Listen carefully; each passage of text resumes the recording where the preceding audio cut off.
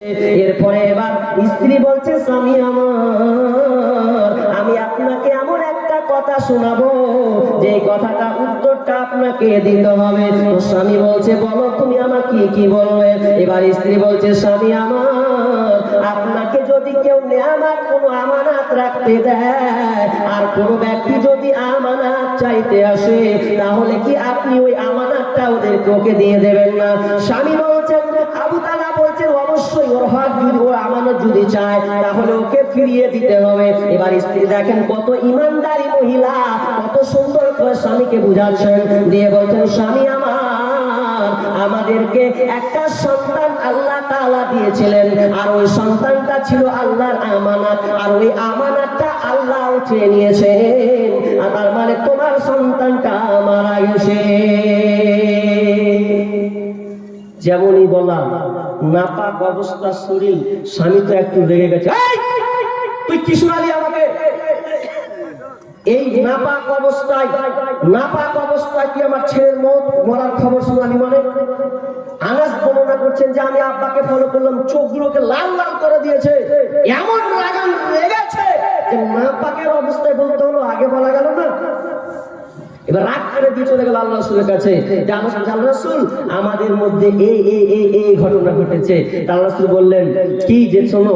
রাসূল দোয়া করে দিলেন, হে আল্লাহ, এই দুজনের মধ্যে এই রাত্রিতে যেটা হয়েছে, এই মিলনের ফলে আল্লাহ তুমি তাদেরকে একটা নেক সন্তান দাও। আল্লাহ দোয়া কবুল করেছিলেন, সন্তান দিয়েছিলেন। এই দুটার কথা বললাম, ছিল কোথায়, এলো কোথায়? ইসলামের সুশীতল ছায়াতে এলো, ইসলাম গ্রহণ করলেন, আর গ্রহণ করার পরে তাদের জীবনটা দিনের পথে অতিবাহিত করে দিলেন, যা সব সময় এই উদাহরণ হয়েই থাকবে। ভাইরা আমার, তাহলে আজকে আমার আলোচনা হেদায়াত কত দামি জিনিস।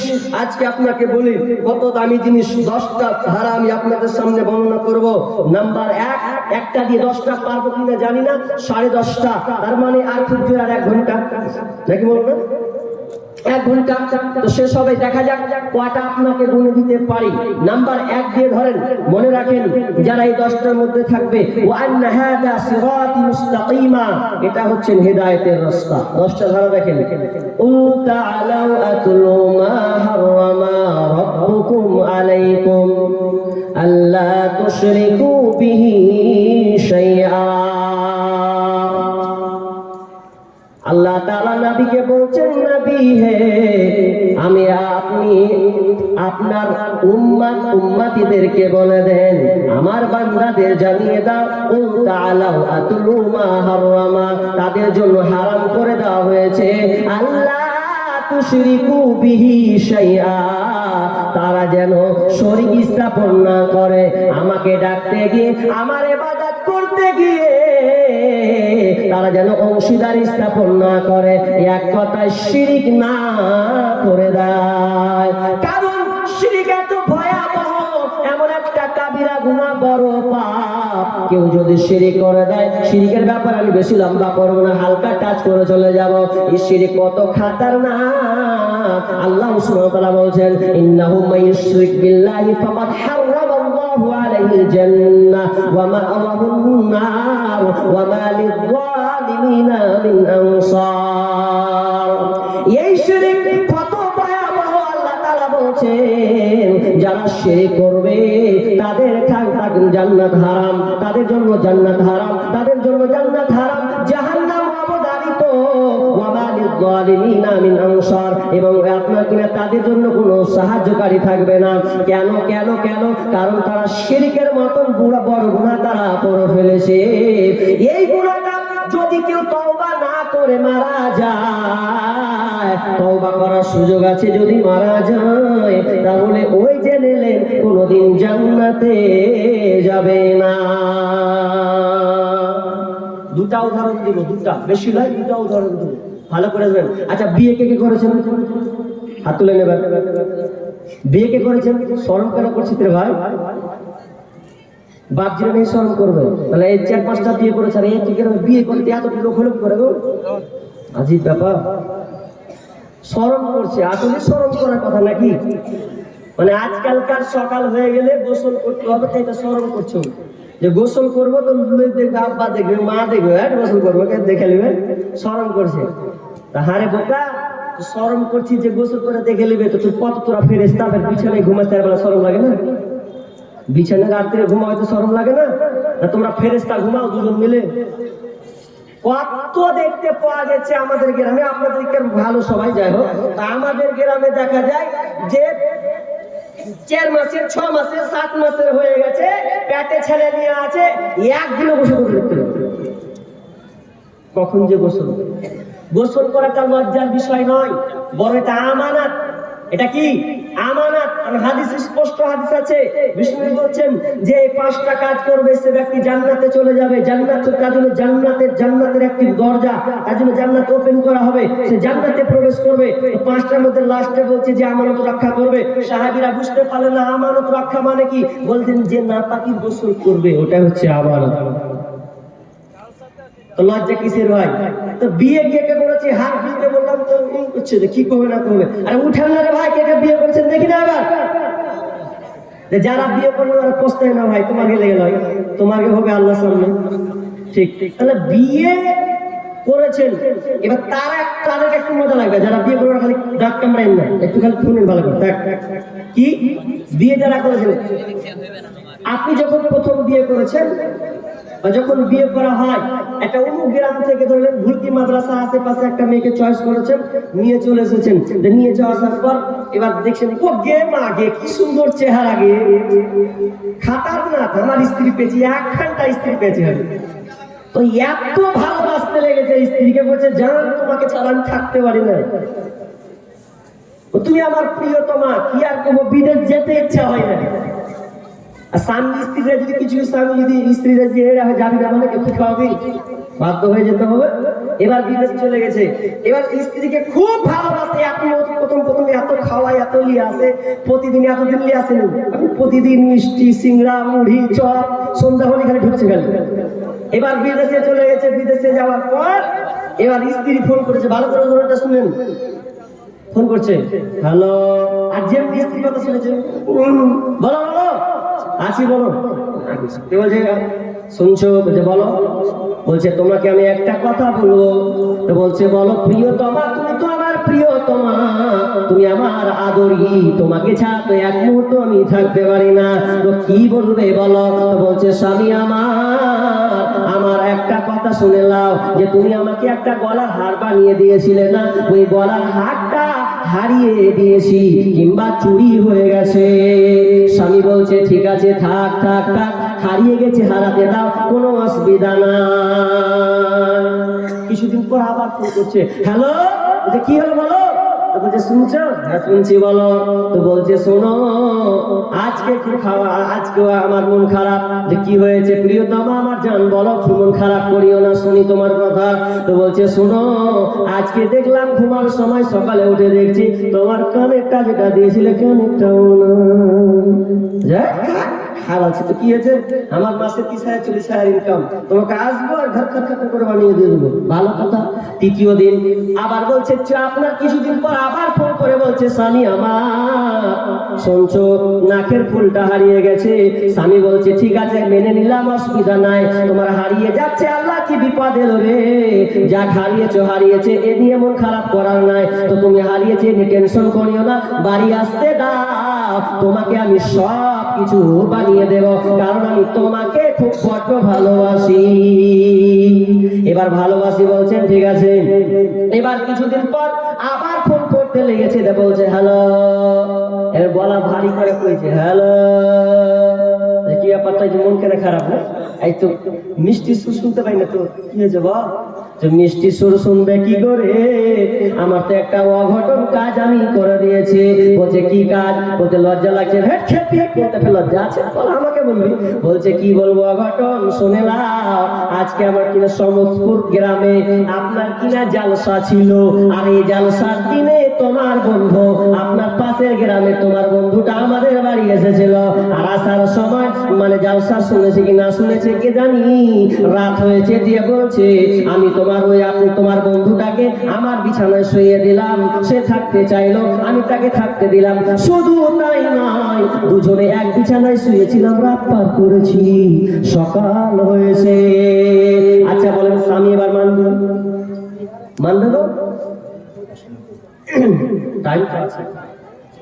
টাইম আছে, বড় লোক বসে আছে, পালাইনি, টাইম লম্বা আছে, আমি আদায় করে দেবো আমার অভিজ্ঞতা, টেনশন করিয়েন না, ধরেন ঠিক, আমি তো ওটা মাথায় রেখে আছি। তো বলছে কি, স্বামী আমার এটা কাজ হয়ে গেছে। স্বামী তো আর মেনে নেবে না। আরে তোর কানের হারিয়েছে মেনে নিয়েছিলাম, গলার হার হারিয়েছে মেনে নিয়েছিলাম, আর তুই আমাকে আজকে বলছিস যে আমার বন্ধুর সঙ্গে তো সম্পর্ক হয়েছে রাত্রে, এটা আমি কোনোদিন মেনে নিব না।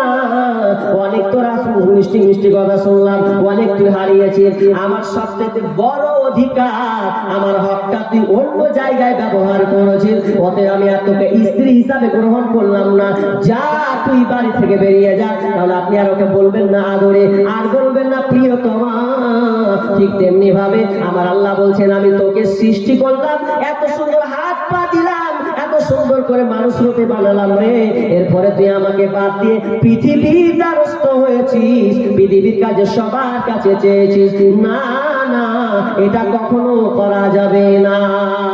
আজকে বর্তমানে অনেকের ছেলে হয় না, অনেক মহিলার সন্তান হয় না, তখন তারা কবিরাজের কাজ চলে যায়, তাবিজ ব্যবহার করে, আপনার কিনা মাজারে চলে যায়, তো মাজারে গিয়ে তার সন্তান চায়। একটা ছেলে তেরে বাবা মিনতি করি তোর দরবারে, একটা ছেলে দেহরে বাবা মিনতি করি তোর দরবারে, যদি মরা পাতা পরে গাউসের উপরে, যদি মরা পাতা পরে গাউসের উপরে, ছেলে হবে ঠিকই সেজে যাবে মরে, যদি জিন্দা পাতা পরে গাউসের উপরে, যদি টাটকা পাতা পরে গাউসের উপরে, ছেলে হবে রে বাবা যাবে বেঁচে। নজরুল্লাহ বলেন, চেয়েছে কার কাছে? তো মাজারে গিয়ে সন্তান চেয়েছে? না না, আমার আল্লাহ বলছেন লিল্লাহি মুলকুস সামাওয়াতি ওয়াল আরদ ইয়াখলুকু মা ইয়াশাউ ইয়াহাবু লিমান ইয়াশাউ ইনাসা ওয়া ইয়াহাবু লিমান ইয়াশাউ যুকরা আও ইউযাব্বিজুহুম যুকরানা ওয়া ইনাসা। আমার আল্লাহ বলছেন আমি দুনিয়ার এই লিল্লাহি মুলকুস সামাওয়াতি ওয়াল আরদ, তিনি আসমান এবং জমিনের মহান ক্ষমতাবান, তিনি হচ্ছেন খরাক্তা, তারই রাজত্ব। ইয়াখলুকু মা ইয়াশা, তিনি যেটা ইচ্ছা চান, যেটা চাই সেটাই হয়, আল্লাহকে যেটা ভালো লাগে সেটাই তিনি করেন, এর উপরে কেউ কিছু ঘোরাতে পারবে না। ইয়াহাবু লিমান ইয়াশাউ ইনাসা, আল্লাহ যাকে চান কন্যা সন্তান দান করে, ওয়া ইয়াহাবু লিমান ইয়াশাউ যুকরা, এবং আল্লাহ যাকে পুত্র সন্তান দেন, আল্লাহ যা ইচ্ছা তাকে পুত্র সন্তান দান করেন। আর আল্লাহ যাকে পুত্র কন্যা উভয় দান করেন, এবং আল্লাহ যাকে চান বন্ধা করে দেন। অতএব চাইতে যদি হয় তাহলে আপনাকে আল্লাহর কাছে চাইতে হবে। শিরক, আল্লাহকে বাদ দিয়ে কারো কাছে চাওয়া যাবে না, আপনি চাইতে পারবেন না, অংশীদার স্থাপন পার্টনারশিপ গ্রহণ করতে পারবেন না। এ ব্যাপারে আমি লম্বা বলবো না, একটা কথা শিরকের ব্যাপারে বলবো, যা আপনাকে আজ থেকে সতর্ক থাকতে হবে, সতর্ক থাকাই লাগবে। কারণ আল্লাহ তাআলা বলছেন ওয়ামা ইউমিনু আকসারুহুম বিল্লাহি ইল্লা ওয়া হুম মুশরিকুন, অধিকাংশ ঈমানের পরেও মুশরিক হবে। ঈমান এনেছে এরপরে মুশরিক। সূরা ইউসুফ খুলুন, ঈমান আনার পরেও সে মুশরিক। কি করে? সামনে আজকে হচ্ছে 23 তারিখ না ভাই, 23 তারিখ তো, আর কালকে 24, তারপরে 25শে ডিসেম্বর। 25শে ডিসেম্বর তার মানে বড় দিন। 25শে ডিসেম্বর মেরি ক্রিসমাস না কি বলছে, তার মানে বড় দিন যাকে বলা হয়। তো বড় দিন ব্যাপারে আপনার অভিজ্ঞতা আছে? মুসলমানের বাচ্চা তুমি, অথচ দেখবেন 25শে ডিসেম্বর, 25 ডিসেম্বর, সেদিন তারা কি করবে? কেক নিয়ে আসবে, কেক নিয়ে এসে কেক কাটবে, কেক কেটে খাওয়াবে। মুসলমানের বাচ্চা, তুমি এটা করলে কেন? তুমি জানো এই বড়দিনের ব্যাপারে তোমার কোনো খোঁজ খবর আছে? কেন তুমি 25শে ডিসেম্বর পালন করতে গেলে এটা তোমাকে জানা লাগবে না? এটা শিরক করবে। কারণ এই 25শে ডিসেম্বর কেন পালন করা হয়? যিশু খ্রিস্ট অর্থাৎ ঈসা আলাইহিস সালাম নাকি সেদিনকে মানে জন্ম নিয়েছেন। তো কার? তার পিতাকে। তার পিতা হচ্ছেন আল্লাহ। নাউজুবিল্লাহ বলেন। ঈসা আলাইহিস সালামের পিতার নাম কি? মানে আল্লাহ। তাহলে আপনি মানলেন কেন? 25শে ডিসেম্বর আপনি মানলেন কেন? আপনি সূরা ইখলাস পড়েননি? কুল হুয়াল্লাহু আহাদ আল্লাহুস সামাদ লাম ইয়ালিদ ওয়া লাম ইউলাদ লাম ইয়ালিদ ওয়া লাম ইউলাদ। আল্লাহ বলছেন আমি কাউকে মানে কেউ আমাকে জন্ম দেয়নি, আমি কারো জন্ম গ্রহণ করি নাই, আর আমার সন্তানও নাই। মানে আমাকে কেউ জন্ম দেয়নি আর আমিও কাউকে জন্ম দেয়নি, তার মানে তিনার স্ত্রীও নাই, তিনার মাও নাই। ওয়ালাম ইয়াকুল্লাহু কুফুয়ান আহাদ, তার সমতুল্য কেউ নাই। তাহলে আপনি কি করে 25শে ডিসেম্বর আপনি আজকে এই বড়দিনকে উদযাপন করলেন? যারা এই 25শে ডিসেম্বর নিয়ে আপনার কিনা পিকনিক বের করবে, ওরা কোনোদিন মুসলমান হতে পারে না। আপনি কি করে আপনি তাদের খ্রিস্টানদের অনুসরণ করলেন? আরে আপনার দুটা ঈদ হয়, ঈদুল ফিতর, ঈদুল আযহা। কই কোন হিন্দুকে দেখেছেন, কোন খ্রিস্টানকে আপনি দেখেছেন যে তারা ঈদের আগা দিন তাও পোল্ট্রি পোলাও ভাত করে তারা উদযাপন করে দেখেছেন? নিমহারাম আমরাই বেঈমান। তাদের থিওরি আমরা মানছি। কোন মুসলমানের বাচ্চা এই 25শে ডিসেম্বর পালন করতে পারে না। আর যারা 25শে ডিসেম্বর পালন করে তারা শিরকে চলে যাচ্ছেন, আল্লাহকে গালি দিচ্ছেন। সূরা মারিয়ার ওই কথাটাই বলা হয়েছে যে তারা ওই দিনটাকে কি করছে, যে মারিয়াম আলাইহিস সালামকে ধরে নিচ্ছেন কে? তো আল্লাহর স্ত্রী। নাউজুবিল্লাহ। আর আমরা মুসলমানের বাচ্চা দেখবেন, আমি আজকে গাড়ি নিয়ে আসছিলাম, আপনার গাড়িতে চাপছিলাম, মালদা থেকে ঢুকতে দেখলাম কতগুলো সব ওই মানে পরশুদিন অর্থাৎ সামনে 25শে ডিসেম্বরের জন্য তারা অনেক কিছু সাজিয়ে রেখেছে। কে? সব মুসলমানের বাচ্চারাই, সব স্কুল পড়ুয়া, কলেজ পড়ুয়া ছাত্র ছাত্রীরা। আর তারা মানাচ্ছে। সাবধান হন, এটা যদি করেন তাহলে আপনার ঈমান থাকবে না, আপনি মুশরিক, আপনি মুনাফিক। আপনি নামাজে বলছেন গায়রিল মাগদুবি আলাইহিম ওয়ালাদ-দালিন, হে আল্লাহ তুমি আমাদের অভিশপ্ত পথভ্রষ্টের মধ্যে আমাকে ফেলিও না। তো পথভ্রষ্ট অভিশপ্ত কাজটা আপনি করছেন, আপনার সন্তানি সে 25শে ডিসেম্বর পালন করবে, এ থেকে আপনাকে বাঁচা লাগবে না? সজাগ হন। সর্দার মনের উদ্দেশ্যে বলছি, যখনই 25 তারিখ থেকে শুরু হবে আর 1 জানুয়ারি শুরু হবে, একটা সিস্টেম করে দেন যে এই রাস্তা দিয়ে কোনো গান বাজনা বাজবে না, বাজলে 5,000 10,000 টাকা জরিমানা করেন, একটাও দিকে বের হতে দেওয়া যাবে না, উদযাপন করা যাবে না। কিন্তু আমরা কুলাঙ্গার বদমাশ টাইপের আজকে আমরা করে গেছি কি, ওই খ্রিস্টানদের আমরা মানছি। জানলো না যে এই দিনটা মানলে আল্লাহকে গালি দেওয়া হয়, এই দিনটা মানলে নবীকে আল্লাহর পুত্র বলা হয়, যাকে আমরা ঈসা আলাইহিস সালাম বলেছি তিনি একজন নবী। আর বলবো না কিছু শিরকের ব্যাপারে, এখান থেকে স্টপ থেকে যান। খবরদার এই ডিসেম্বর 25শে ডিসেম্বর 25 ডে এটাকে নিয়ে আপনারা কেউ মানবেন না, এটা কোনো লাভ নাই। আরে মানবেন না, এটা আবার চালাকি করার চেষ্টা করেন না যে আজকে কিছু করব না, খালি পোলাওটা রাখবো, মাংসটা রাতে পিকনিক করব, ওটাও করা যাবে না। ওটা থেকে আপনাকে বিরত থাকতে হবে।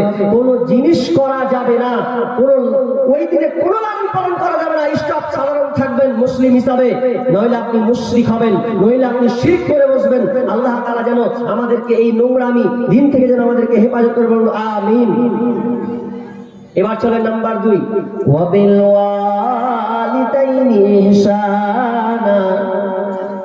তোমরা পিতা মাতার সঙ্গে সৎ ব্যবহার করবে, ইহসান করবে, এক কথায় তোমরা ভালো ব্যবহার করবে।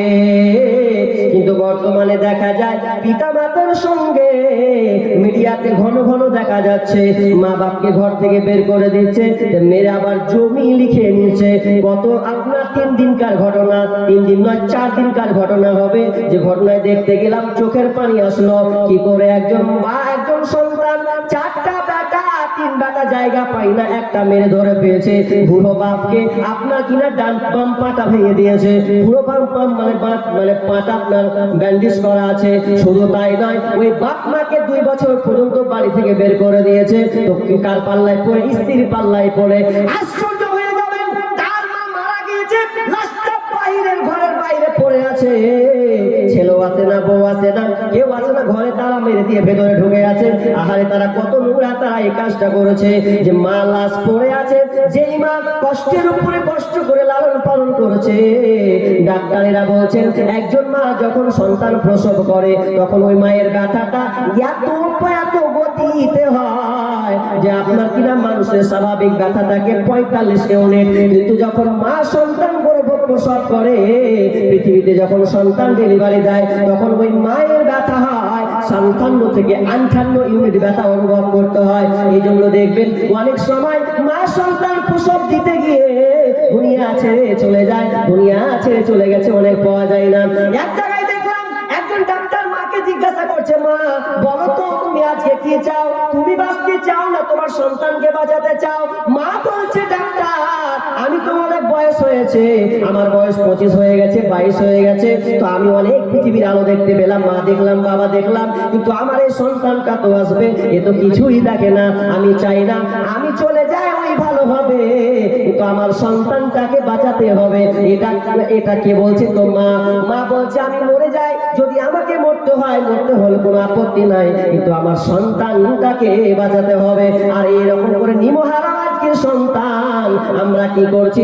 বাপ মায়ের উপরে নির্যাতন করছে। তো মায়ের লাশটা পড়ে আছে বাইরে, চট্টগ্রামে কোনো একটা ঘটনা হবে, তো লাশটা পড়ে আছে, কেউ আসে না, পুলিশ এসে সমাধান করে দেয়। তো শোনা গেল ওই বাপকে তারা বই চটি খুলে আপনার কিনা অনেকবার মেরেছে। ওই বুড়োটা বলছে আমার বৌমা আমাকে চটির বাড়ি 100 বার উপরে আমাকে মেরেছে। শুধু তাই নয়, তার সন্তান বাম পাটাকে ভেঙে দিয়েছে। নিমহারা বেঈমান, আর তুমি নিজেকে মুসলমান দাবি করছো, মা বাপের উপরে অত্যাচার করছো, খবরদার। আমি লম্বা করছি না, তবে শুনে নাও, মা বাপের উপরে খবরদার অন্যায় করা যাবে না। যদি আপনার সাথে অন্যায় করে আপনার অধিকার নাই, আপনি বলতে পারেন পাশের প্রতিবেশীকে, বড়দেরকে যে আমার সঙ্গে এই করে করছে, তবে আপনি মা বাপকে শাসন করতে পারবেন না, হাত ধরতে পারবেন না, আপনাকে এইভাবেই থেকে যেতে হবে। আশ্চর্য ব্যাপার, বাপ মাকে আমরা মানে আপনি কিনা শাসন করছি, জি না। এই আপনাকে বলছি শোনো, তোমার বয়স 22, 25, 30 হয়ে গেছে, বাপ মাকে ধমক দাও মানে তোমাকে লজ্জা করা দরকার। তুমি যখন ছোট ছিলে, ছোট থাকার সময় আব্বা বলছে আব্বা টাকা দাও, টাকা না দিলে তুমি স্কুল যাবে না। বাপের কাছে যদি টাকা না থেকেছে, অপরের কাছে ধার নিয়েছে, ভাই 5 টাকা দাও তো, দিয়ে সন্তানকে দিয়েছে, যা বেটা তুই এবার স্কুল যা, তো যা। কত সন্তান, কত বাপ করেছে। আর আপনি, আপনার বাপ বৃদ্ধ হয়ে গেছে, বার্ধক্যে পৌঁছে গেছে, আপনাকে আল্লাহ টাকা দিয়েছেন, আপনি আজকে প্রমাণ করবো বলেন। আজকে জালসা হচ্ছে, কোন সন্তান আছেন যে আজকে আব্বাকে 100 টাকা দিয়েছেন, বলেন আব্বা 50 টাকা আজকে মাদ্রাসায় দিও, আর 50 টাকা পারলে তোমরা কিছু খেও। দেখেন তো হাত তুলে একজন কে করেছেন? অভাব উঠলেও নাই, একটা উঠবে। কে করেছেন? একটা উঠে নাই। করেছি আমরা। বাপ বার্ধক্যে পৌঁছে গেছে, আপনার বাপ ওই চায়ের দোকানে লোকের চা খাওয়া দেখছে, আপনি কোনোদিন 10 টাকা দিয়েছেন যে আপু দোকান যাচ্ছ, নাও 10 টাকা চা খেয়ে এসো? এ তো আপনি করেননি। খবরদার, পিতা মাতার সঙ্গে আপনি খারাপ ব্যবহার করবেন না। ওয়ালা তাকতুলু আওলাদাকুম মিন ইমলাক নাহনু নারযুকুকুম ওয়া ইয়্যাহুম। আমার আল্লাহ 3 নাম্বার বলছেন, যারা হিদায়াতের পথে থাকবে, 3 নাম্বার ওয়ালা তাকতুলু আওলাদাকুম মিন ইমলাক নাহনু নারযুকুকুম ওয়া ইয়্যাহুম। খবরদার, তোমরা আল্লাহর কসম করে সন্তানকে কাতাল করবে না, তোমরা সন্তান হত্যা করবে না খাদ্যের ভয়ে। তোমরা আল্লাহ বলছেন আমি তোমাদের যেমন খেতে দিই তাদেরও রুজির ব্যবস্থা করেছি। আচ্ছা, রুজির মালিক কে বলেন তো? জোরে বলেন, রুজি মালিক কে? আল্লাহ তো না মমতা খালা? রুজি মালিক আল্লাহ, তাই তো? 100 বিশ্বাস তো? আসলে আমাদের বিশ্বাস নাই গো, নাহলে হতো না। 100 যদি বিশ্বাস হতো ঠিক ছিল। ভরসা নাই যে রুজির মালিক আল্লাহ, রুজির মালিক আল্লাহ। আপনাকে একটা কথা বলি, আপনাকে একটা লোক মানে ওর আল্লাহর প্রতি ভরসা নেই, বিশ্বাসও নেই। একটা হিন্দু লোক এসে বলছে এই তোর সঙ্গে টেক্কা মারবো। কিসের টেক্কা মারবি? ও কিন্তু মানে ট্রেনিং নিয়ে এসছে, ওর সাথে বলছে ট্রেনিং নিয়ে এসছে দিয়ে যে বলছে আমি ওই একতলা থেকে পড়বো, তুই একতলা থেকে পড়বি। আমি যখন একতলা থেকে পড়বো তো একতলা থেকে পড়বো আমি ভগবান বলে পড়বো, আমার যদি হাত না ভেঙে যায় তাহলে আমার ধর্ম মিথ্যা। আর তুই একতলা থেকে ঝাঁপ দিয়ে পড়বি, আল্লাহ বলবি, দিয়ে তো যদি হাত না ভেঙে যায় তাহলে তো ধর্ম মিথ্যা। ঠিক আছে, আইলে লাগলাম।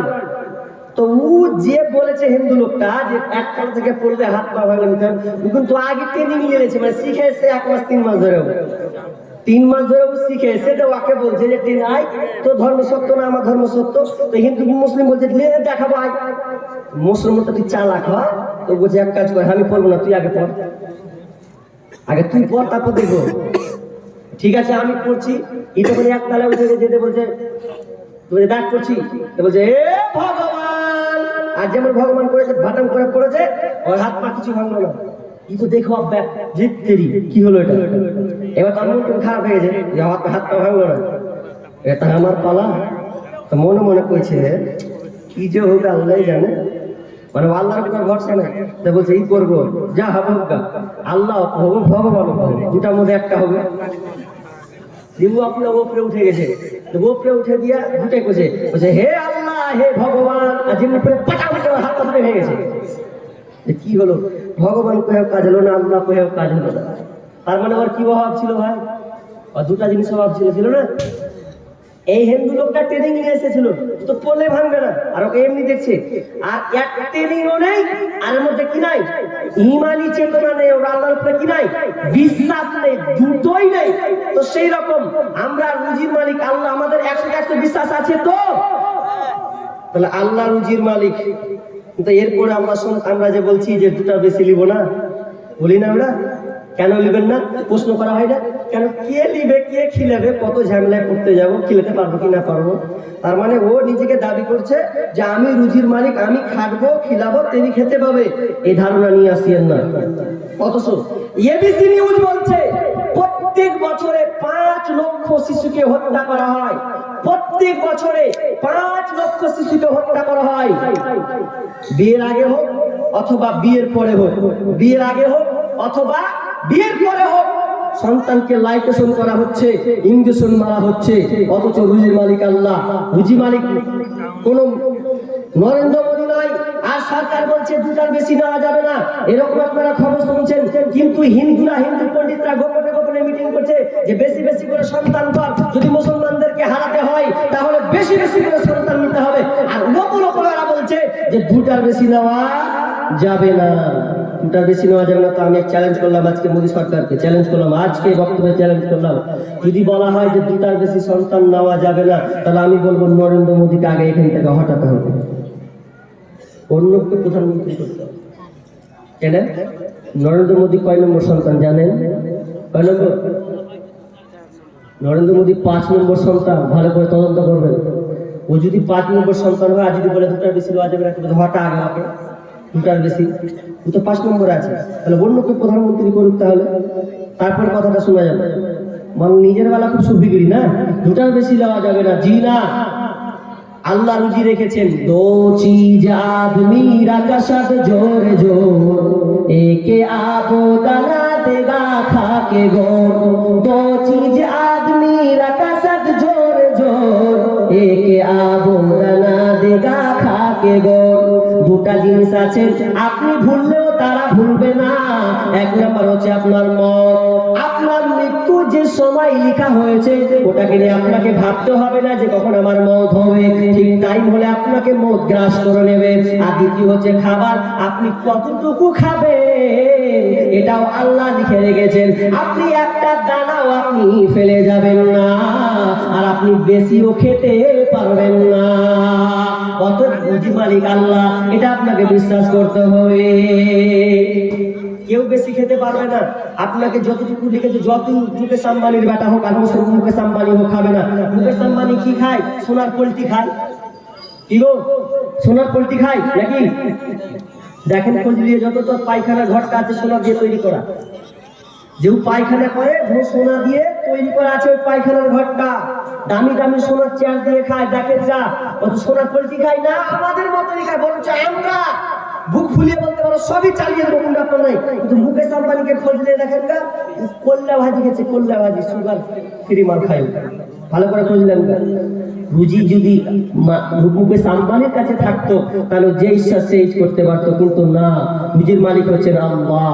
এই বিশ্বাসটা নিয়ে আসতে হবে আপনাকে। কি বললাম? ওয়ালা তাকতুলু আওলাদাকুম মিন ইমলাক নাহনু নারযুকুকুম ওয়া ইয়্যাহুম। খবরদার, তোমরা খাদ্যের অভাবে সন্তানকে লাইকেশন করবে না।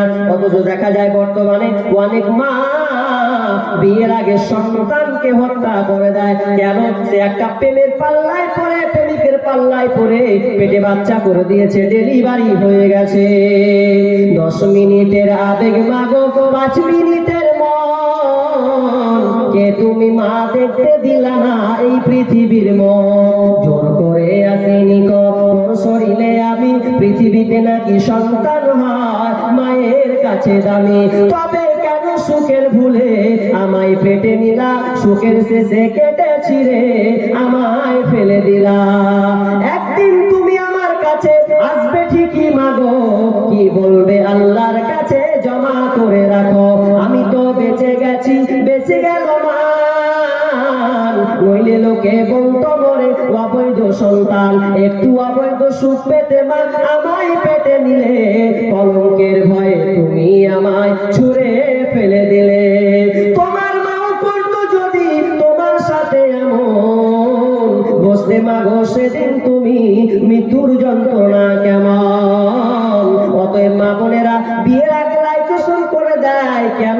তো প্রেমিকের সঙ্গে প্রেমিকের পাল্লায় পড়ে তারা আজকে যে আপনার কিনা ব্যভিচার করে দিয়ে পেটে বাচ্চা জন্ম দিয়েছে, নিজের মানকে বাঁচানোর জন্য সন্তানকে ফেলে দিয়েছে। ওই বোনটা প্রেমিকের পাল্লায় পড়ে কাঁদে, হায় আমি কি করলাম, কি করলাম, এমন কি করলাম। এই কারণে অনেক বোনকে দেখা যায় পেটে বাচ্চা হওয়ার কারণে, প্রেমিককে নাওয়া পাওয়ার কারণে আপনার ব্রিজ থেকে ঝাঁপ দিয়ে দেয়। এটা আপনি কত ঘটনা শুনেছেন। অনেক আপ দড়ি দেয়, অনেক আবার বিষ, মানে আপনার কিনা বিষ খেয়ে নেয়। বেহায়াপনা দিবস নামে, বেহায়াপনা দিবস নামে চলছে বেঈমানি। হীরার চেয়ে দামি জিনিস হারায় অনেকে নারী, দুষ্টু ছেলের মিষ্টি কথায় পরে নারী ফাঁদে। সব হারিয়ে বোনটি আমার বসে বসে কাঁদে। প্রেমের নামে চলছে এখন, প্রেমের নামে চলছে এখন অশ্লীলতার ছোঁয়া।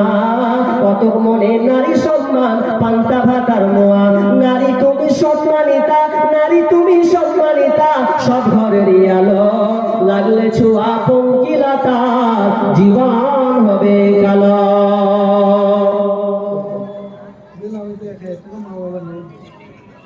বেনামিতে 1000 টাকা বাবা দেবে। বেনামিতে 1000 টাকা দিয়েছেন পিতা মাতার জন্য। বসেন, আলোচনা হবে। আমাকে 11:30 করে অনেক টাইম, আমি আধে আধ ঘন্টা ধরে করতে পারি না, খুব লম্বা হয়ে যায়। শর্ট কাটে 10-15 মিনিট ইনশাআল্লাহ করে দেব।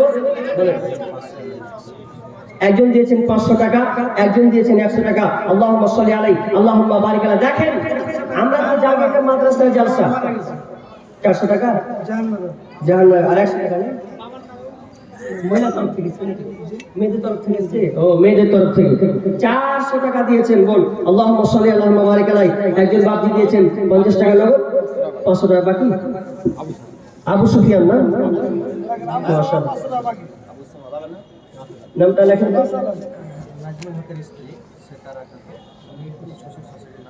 নাজমুল হকের স্ত্রী সিতারা খাতুন, মৃত্যু, ও মৃত্যু শ্বশুর শাশুড়ি নামে দিয়েছেন। কত দিগো? 500 তো, 500 টাকা। আল্লাহুম্মা সাল্লি আল্লাহুম্মা বারিক আলাইহি। আয়াতুল্লাহ বারাকাতুহু। উনি দিয়েছেন এক মুঠ ভুট্টা আর 1 মণ ডাল, মানে 40 কেজি করে, তাই তো। আর আরেকজন দিয়েছেন 500